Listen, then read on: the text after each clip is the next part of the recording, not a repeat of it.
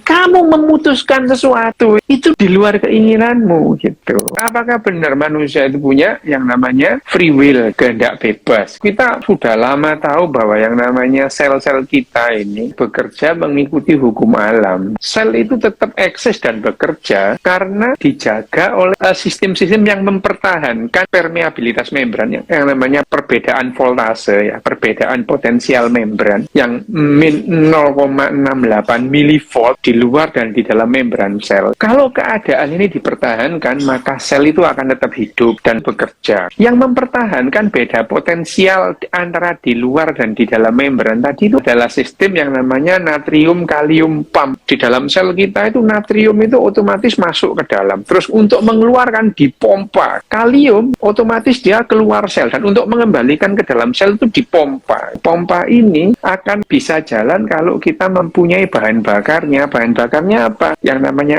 ATP, adenosin trifosfat. Pada dasarnya secara fisiologis jaringan-jaringan kita bekerja karena selnya sehat. Jaringan yang sehat membentuk yang namanya organ yang sehat. Dengan pengetahuan ini sebetulnya nggak ada kehendak bebas, itu nggak ada. Lah kenapa? Loh, natrium kalium itu keluar masuk bukan kemauan kita kok, itu kemauan alam gitu. Jadi kerja otak kita itu betul-betul tergantung misalnya kadar kalium dalam darah kita. Di darah kita itu natriumnya itu turun gitu ya. Turun aja. Misalkan dari 135 itu ya normalnya, dia turun dari 130 apalagi 125. Teler dia itu. Lah gimana mau punya kehendak bebas wong teler gitu ya.